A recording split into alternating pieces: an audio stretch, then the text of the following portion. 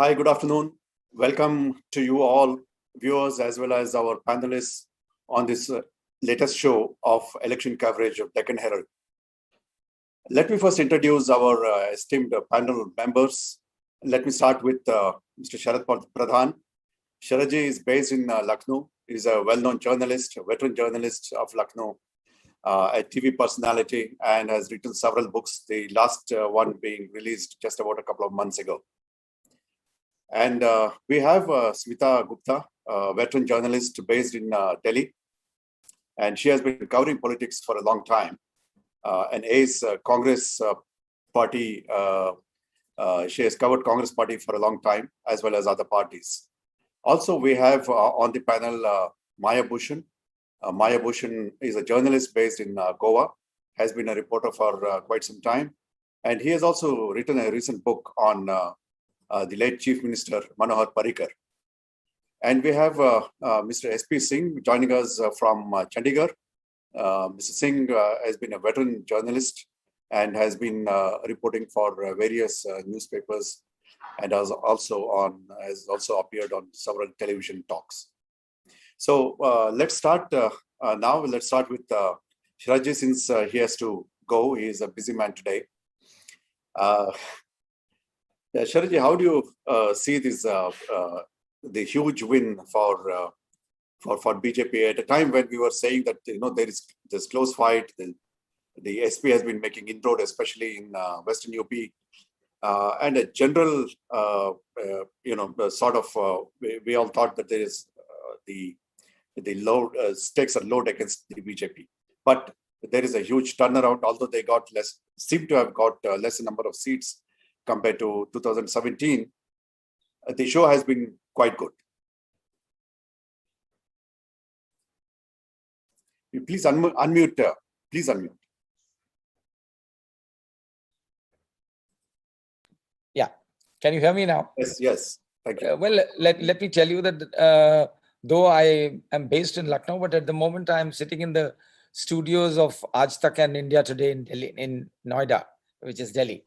So, you are absolutely right. This is a verdict which probably nobody had expected. This kind of surge that the BJP managed to get is something which left even BJP insiders quite bewildered. And I had a talk with so many people until the results were actually coming out today. Nobody was ready to believe the exit polls carried out by different organizations. Even BJP insiders, and I'm told that even the UP chief minister was very skeptical, and he kept himself confined for 4 days at his mutt in Gorakhpur, and he was not meeting anybody there. That is the kind of scenario that was built.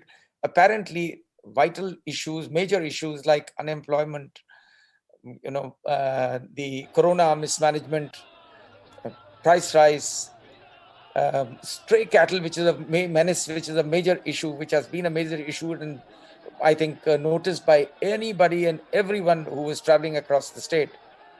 All these probably got overwhelmed by a silent wave, I would say, of Hindutva, because there is no other reason. It is one, the magic of Narendra Modi, who continues to have some kind of a spell on people, and it is the dose of Hindutva injected into the minds of people by Yogi Adityanath from time to time in various ways.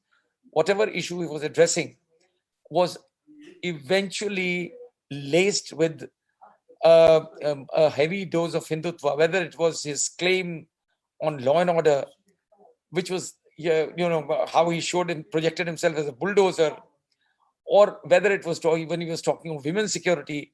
All these had a very, in most cases, an overt lacing of the Hindu-Muslim divide, in which he excels.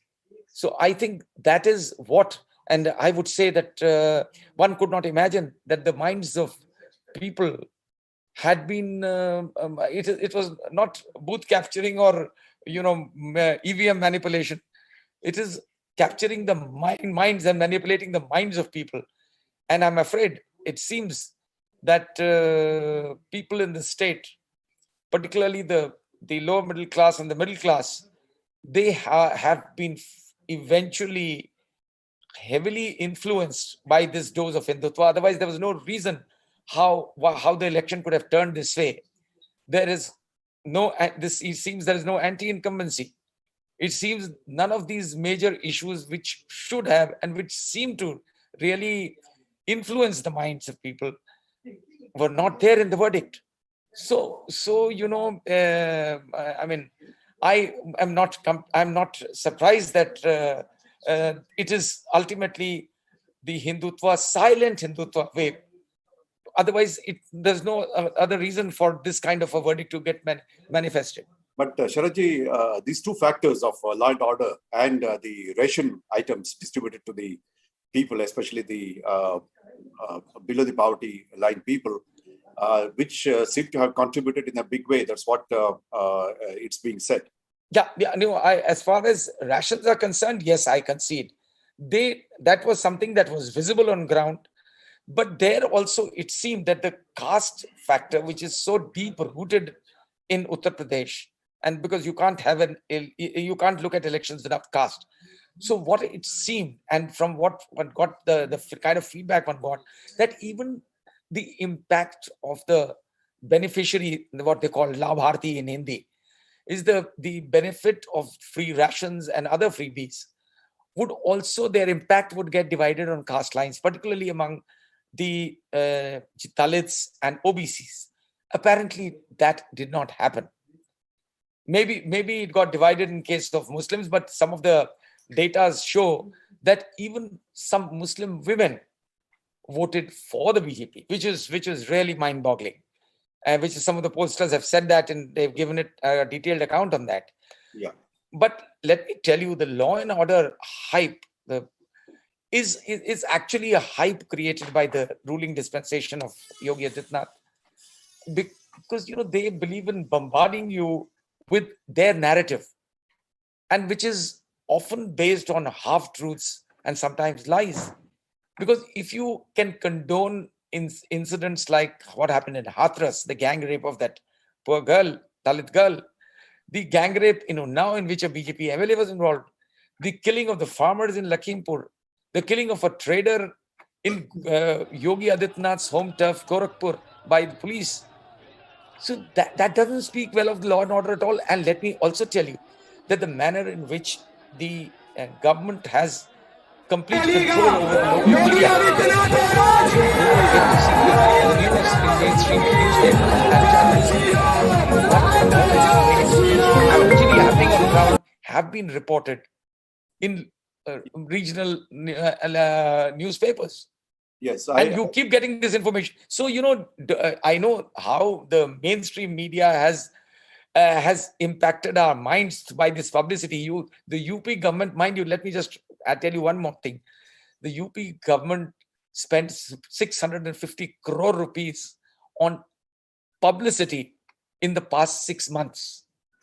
So, and this is the official allocation and the budget. So you can imagine how your minds can be influenced by publicity, that everybody started believing that there's a great law and order. I mean, I don't believe this narrative of which is being spread around by Amit Shah and Narendra Modi or Yogi Adityanath, that women can step out freely at any time of the night. This is absolutely falsehood being built by the BJP, and it's now very convenient for them to convince, see, this is how we won the election. Okay. Yeah, understood. Let's move on to the performance of Samajwadi Party. Before they went into this election, there was a gap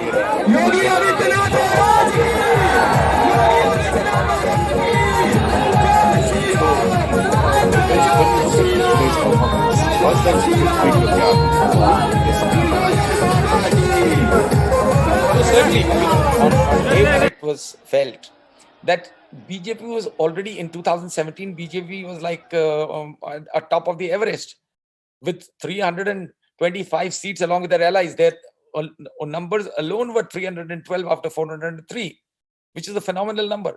So they could only come down. The question was there. I mean, there was no question of their going any further up. But Samajwadi Party was down at 47 seats.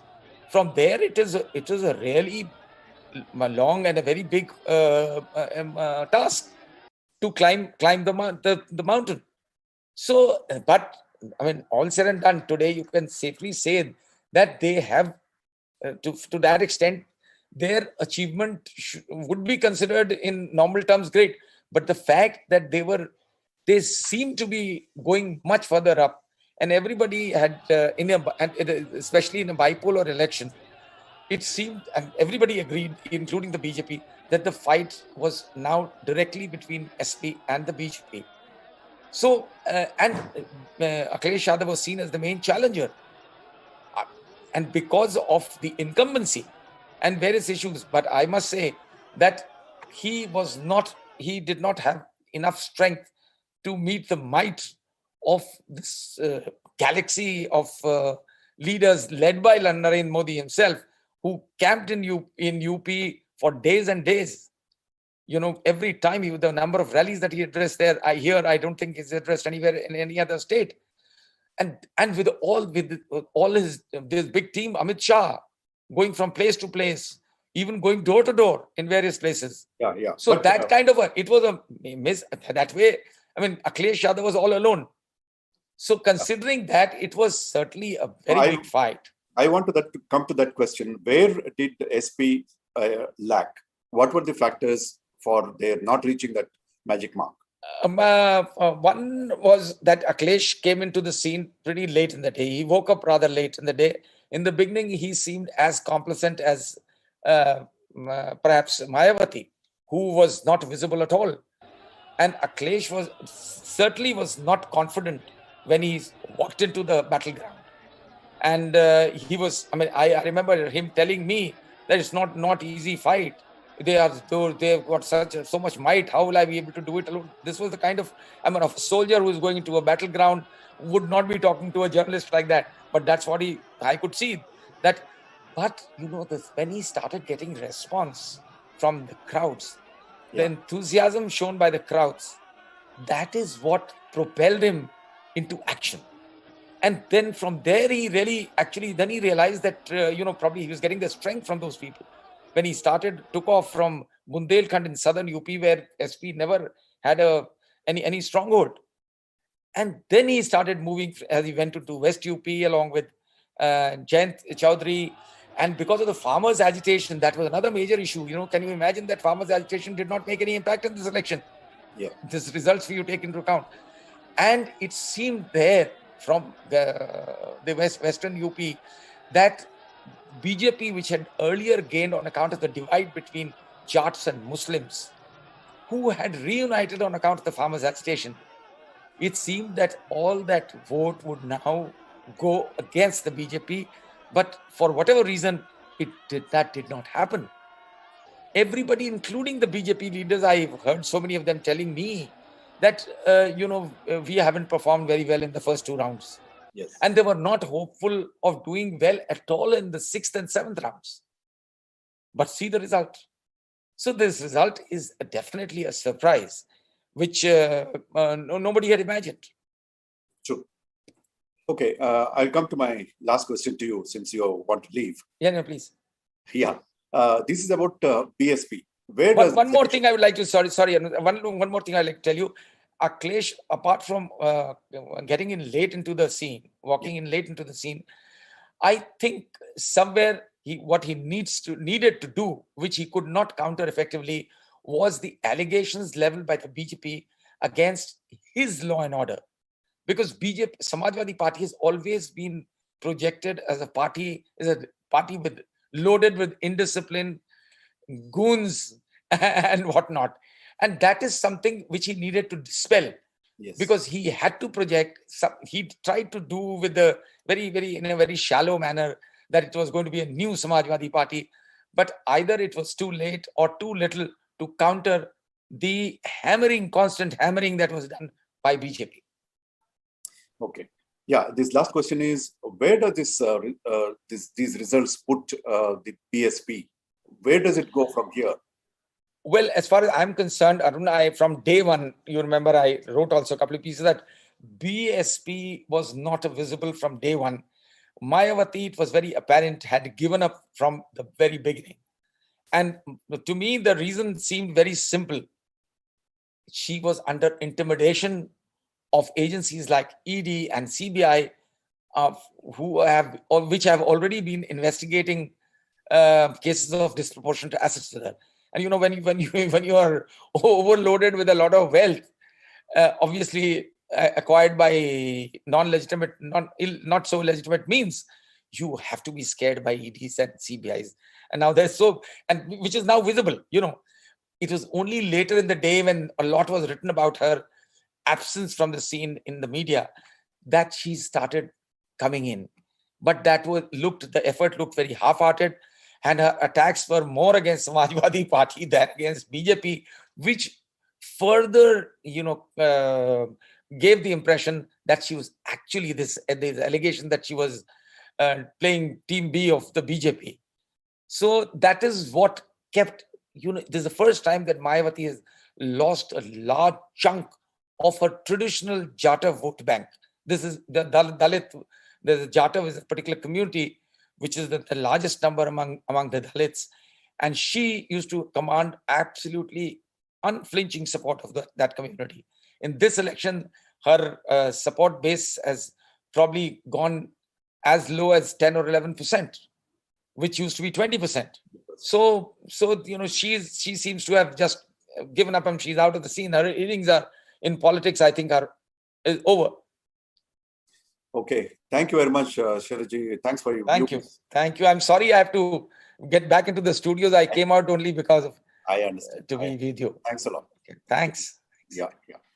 Bye. Smitha, I'll come to you last because I have several questions to ask you about the overall impact of these election results. Let's first go to Mayabhushan, closer home in Goa.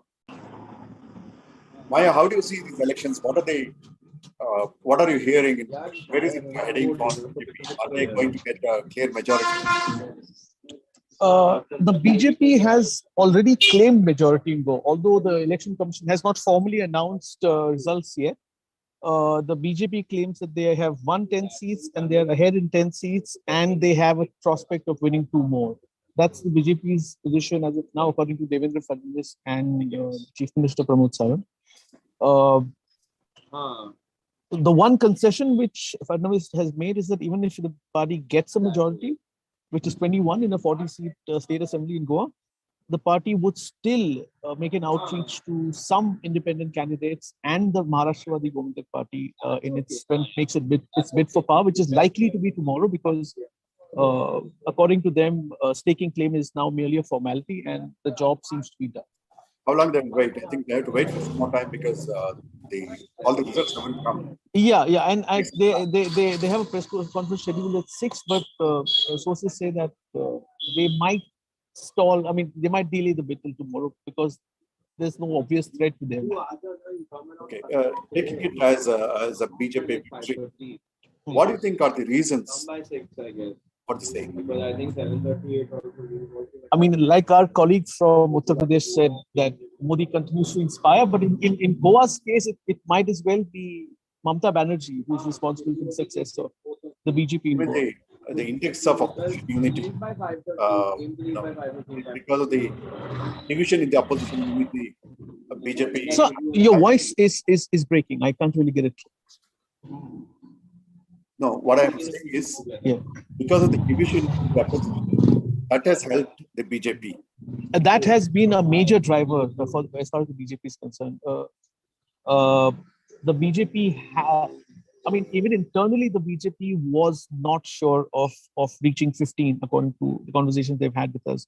What I think everyone, including they themselves, have underestimated is the traction gained by the Trinamool Congress in Goa.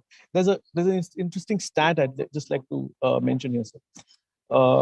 In the 2017 assembly elections, the Congress had a vote share of 28.4%. In these elections, as of now, the Congress vote share dropped to 23.3%. And the TMC vote share in this election is 5.2%. Okay, there TMC and AAP would be eating into Congress votes. Yeah, the TMC's new presence in the AAP's resurgence to a large extent, and the other factor which ate into a lot of Congress's minority votes is a party called the Revolutionary Goans. It's a party which it's making its debut in this election, and it follows a nativist agenda. Yeah, and if you keep aside Modi's charisma or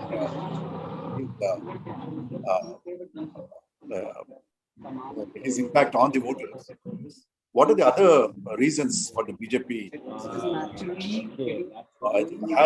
What all the factors responsible for Sawant as a chief minister being responsible for it?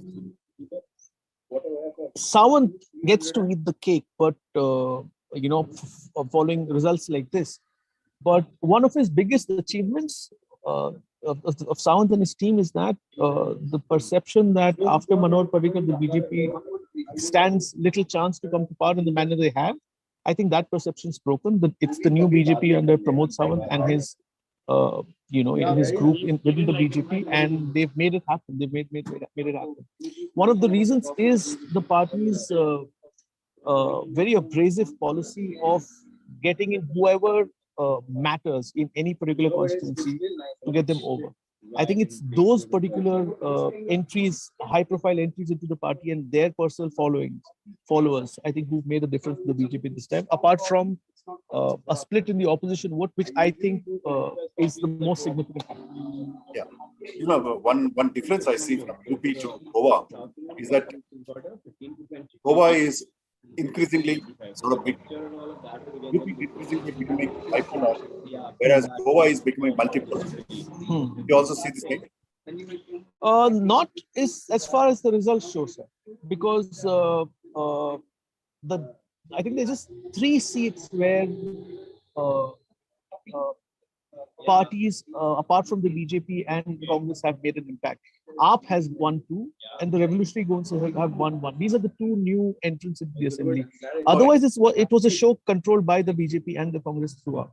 But you have MGP and AAP and. I think in this particular election, MGP was expected to do better, but they've come down to 2 from 3 last. Okay. Yeah. Thanks, Maya. And let's move to my pleasure, sir. SP Sab. Please stay back. Yeah. SP Sab, can you hear me?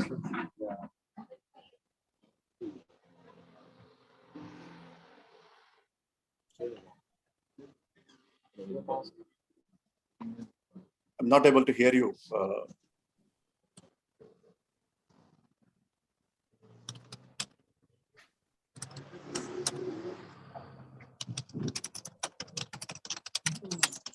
Hey, Smitha, can you hear me?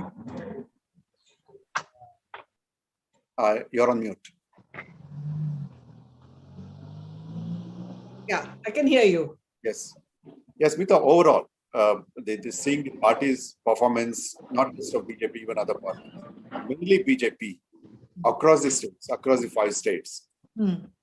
What do you make of it, and where does it take the BJP now? See, the BJP has retained all the 4 states that it was in power in, but its performance in UP has been outstanding. I mean, in the sense that this is the first time any political party in UP since the time of Govind Ballabh Pant has re-elected a chief minister. So that's huge. I mean, no chief minister after Govind Ballabh Pant, and that I'm talking about early, 50s. Yes. So from the beginning of the history of independent India, really. So that is a huge victory, which cannot be undermined. Its victories in Uttarakhand, Manipur, and Goa, they are for different reasons. Goa, our colleague who was speaking just before me, he mentioned the entry of the Trinamool cutting into the Congress vote. In Uttarakhand, it was the BJP, Congress's own fault that it has performed so poorly, despite the fact that the BJP had to change 3 chief ministers last year. and there was a lot of unrest within the BJP, and the Congress had the most popular leader as its leader, Harish Rawat, but they kept him busy trying to douse the embers in Punjab instead of letting him work peacefully in Uttarakhand. Yeah. And Manipur, traditionally always goes with whoever's ruling at the center. So I'm not going to set too much store by that. But in Uttar Pradesh, its victory, as Sharad Pradhan pointed out, I agree with him on that point, that it is the Hindutva card, the law and order card, that has finally worked well for the BJP.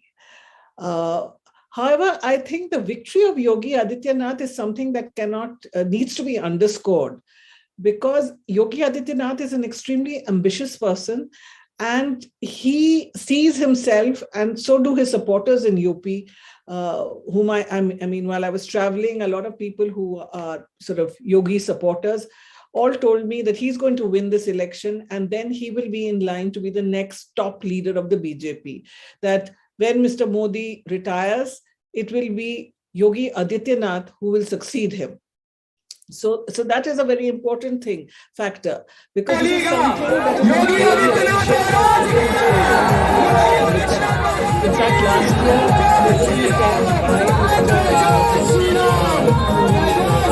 the get his man, Mr. Arun BS, retired IAS officer, to be his eyes in UP.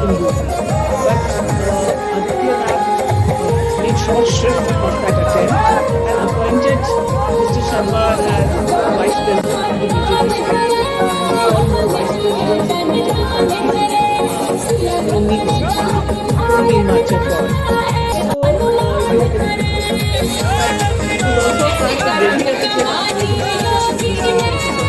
that time, it was the BJP leadership of Mr. Modi and Mr. Shah had wanted Manoj Singh, kind of Mr. Khattar for UP, somebody who would do what he was doing. And in fact,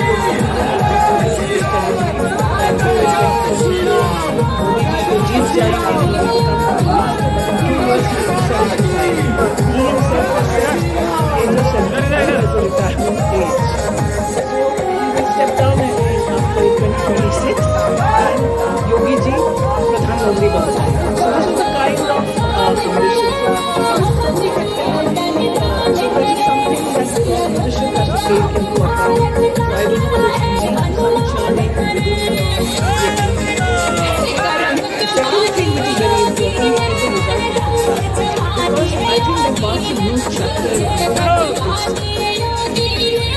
Arun Kejriwal, who is a regional or non-national player, he is the first non-national player to actually now rule 2 states. His party is going to rule 2 states.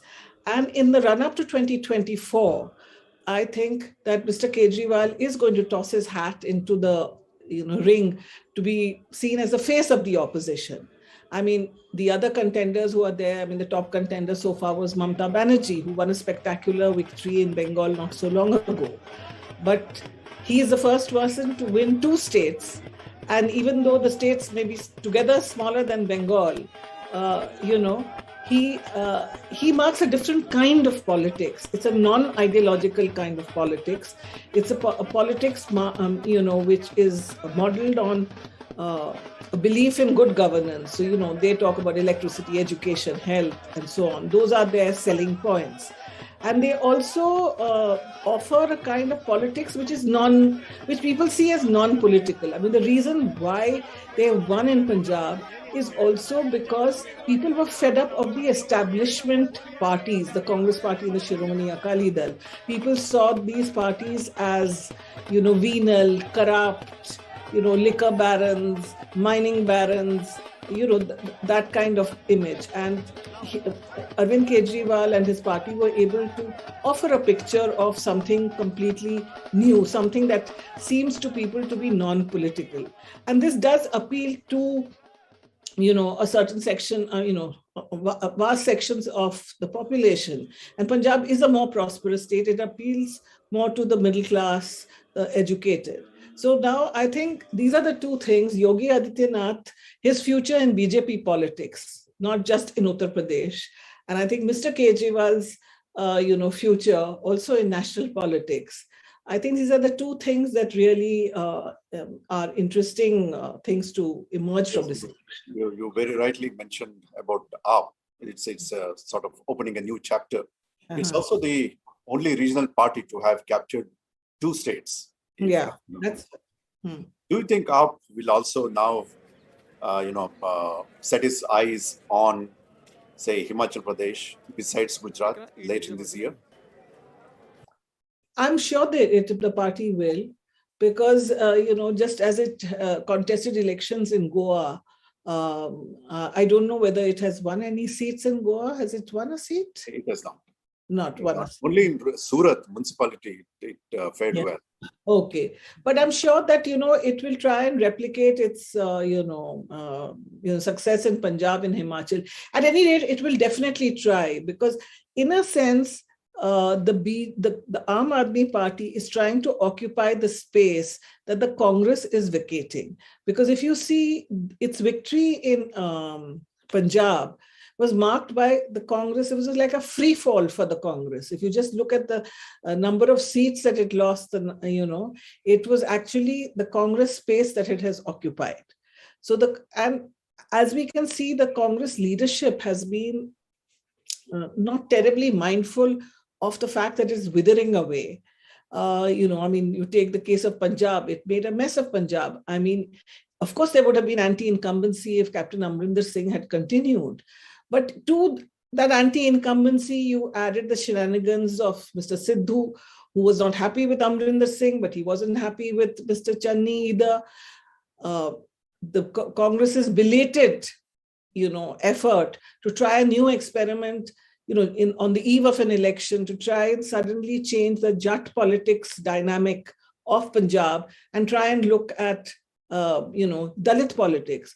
When you've seen Kanshi Ram began his, politics in Punjab, 32% Dalits, and he was unable to succeed over there. So that's why he moved to Uttar Pradesh. So, there is no reading of history. There is, and they always seem to have these kind of bright ideas just on the eve of an election. Why not work on these ideas for 5 years? For instance, even in UP, they suddenly came up with this idea of 40% tickets for women. But these things don't work, sort of on the eve of an election. You have to work on it. You've got to, get people to accept these ideas. And Congress was derided as, tourists who come in during elections. Yeah. So that's why I feel that maybe the Aam Aadmi Party is definitely looking at the space being vacated by the Congress. Will there be a challenge for the leadership position between AAP and Trinamool Congress? Of course there will. Yeah. Of course there will be. Mamata Banerjee will, naturally say she's got, it's a 40-seat Lok Sabha. Yeah. Punjab is a much smaller state and Delhi even smaller. So, as I said, if you add the two, Bengal is much larger and brings a larger number of Lok Sabha seats. But certainly, I think Mr. Kejriwal will have a bigger say. And then it is not just Mamata and Kejriwal who will decide. Now you've seen Mr. K.C. Chandrasekhar Rao, who has suddenly become very active in opposition politics. He's begun to realize that if he doesn't look out, the BJP can make inroads in Telangana. So, what does KCR think? What does Mr. Stalin think? Stalin is also going to be a formidable figure in this opposition politics platform. So, but the fact that he has won Punjab, it strengthens the opposition to that extent. Yeah. And one small thing I want to add, even in UP, I know that the BJP has won a tremendous victory, but the Samajwadi Party has regained, if you look at its results in 2017, it has trebled, the number of seats. Its percentage has gone up by a whopping something like 12%. It is because it was a 2-horse race that it hasn't been able to convert that into so many. The collapse of the Congress and the BSP has actually helped the BJP win such a big victory. Okay. So I think Akhilesh Yadav, you cannot write him off. He has, it's true he didn't work for 5 years, But once he started working, both he and Jayant Chaudhary, this time he has the seat, the RLD from being zero is up on its feet again, Yes. So these two people also, maybe they are runners up, but I think they will, their age, their energy will also be seen on opposition platforms. I think we also need to be mindful of, guessing the results going by the crowd that these politicians attract. Absolutely. I was told Yogi Adityanath, in many of these public rallies, there are not even 5,000 people. That's true. Many places, once he started speaking, the crowd would start leaving. But then the results have shown exactly the opposite of that. No, in 2014, Mr. Modi, often I remember attending rallies because he used to have some social media group which would take these close-ups. If you went to the back, it would be empty. But it didn't matter, did it? I mean, we've seen him winning victory after victory. So it's true that, crowds don't necessarily convert into votes. Smitha, you covered Congress for a long time. Tell me, where does this put Congress, overall? Is the party, as you yourself said, it's sort of withering away. Is it still, there is still time for Congress to regroup? Or if it wants to do that, what should it do? Its leadership. See, the first and foremost problem is its leadership.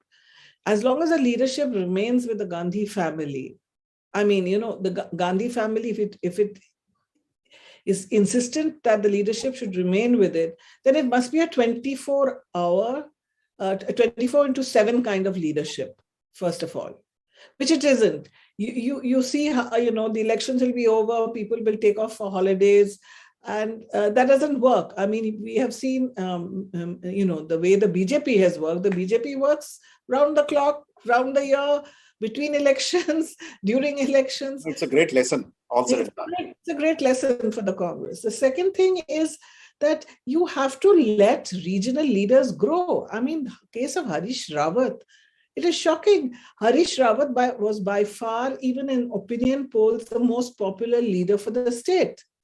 How did you blow it? When the BJP was in so much trouble in Uttarakhand, 3 chief ministers in 1 year, an unhappy state unit, and a popular man on the other side. But the Congress leadership kind of conveyed that they weren't that happy with Mr. Harish Rawat. He wasn't given a free run. So even when you have a strong leader, you have to, go with it. Changing Amrinder Singh at the last moment was a mistake. You could have changed it after the election, Yes. So, I think it seemed everything was going smooth for Congress there. But suddenly you see, Sidhu being propped up and Amrinder Singh being deposed, and then Channi. So, Congress, I think there was sort of, it didn't know what to do at what time. So maybe that was the downfall. And also the Jat versus Dalit. That issue also, perhaps, maybe you can ask SP Saab for that. Yeah, let me go to SP Saab. Smitha, I'll come back to you a little later. Yeah. SP Saab, first of all, thank you for joining us. Please tell us the history being made in Punjab. How do you see that? Well, let me first respond to what Smitha ji just said about Amrinder shouldn't have been changed and might have been changed at a later stage. I think one of the truths in Punjab, thankfully there's no contest about it within the state itself, that Amrinder Singh ran a very efficient BJP government for 4.5 years. Amrinder Singh wrote articles in newspapers echoing the Amit Shah and Yogi stance on various things, not Rahul Gandhi's stance. Amrinder Singh could write an article in a leading newspaper, an op-ed piece, and say that the man who was trussed up on a jeep, who trussed up an innocent civilian Kashmiri on a jeep, should be awarded a bravery medal. Amrinder Singh said we should go all out in Kashmir without bothering about whatever else happens. Everything else that will happen should be considered a collateral. Certainly not something that you would find in a Rahul Gandhi tweet.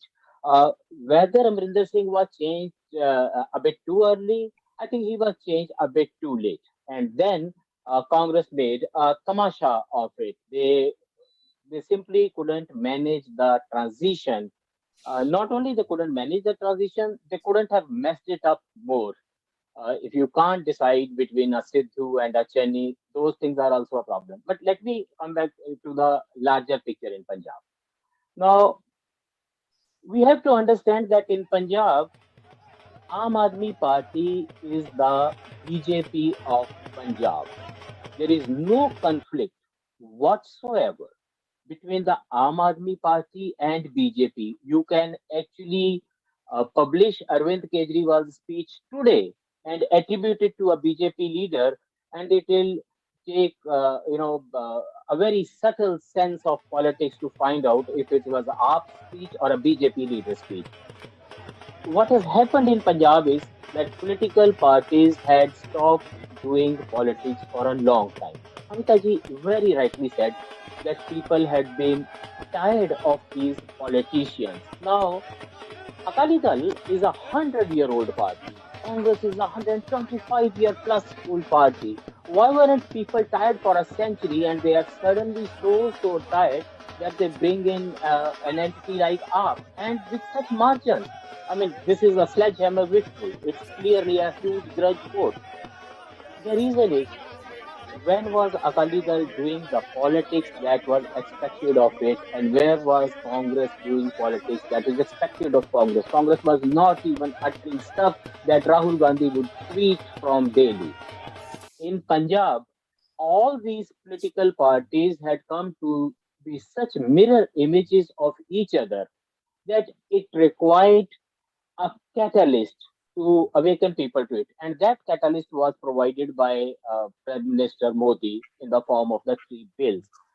This movement that started, this Kisan Andolan that started, it has to be seen very differently in Punjab than in the rest of India, certainly slightly differently from the way it played out in UP. Sharad Pradhanji said it virtually did not play out in UP. But why didn't it play out in Punjab? This was the turf on which the entire Andolan was fought, and it continued to capture the nation's imagination for 1 year plus, right on the margins of Delhi. It is like there were more eyes on Singhu border than on Kiev today, and still it had no impact. It had an impact. And how did that happen? The Kisan Andolan in the country was an Andolan against three farm laws. In Punjab, its remit was much bigger. People were talking about privatization in education. People were talking about privatization of resources, about disinvestment, about government shrinking role in health and education, all kinds of things. Whatever was happening at Singhu, at the Tikri border, and 100 odd stages protest sites in Punjab was a continuing seminar come workshop actually carried out by Punjab's opinion makers for the benefit of the people. It stoked massive anger. Who was there to channelize that anger? Who was there to encash it, to capture upon it? The Akalis didn't fall back on their politics and say, this Andolan has raised issues of federalism and about center-state relationships. No, they went back and said, we will give you so many free units and we will give so many laptops and these bicycles and all. And what was the Congress doing? It did exactly that. It was matching amount for amount. 1,000 rupees per woman by Aam Aadmi Party, 2,000 by Navjot Sidhu, 1,100 in the manifesto.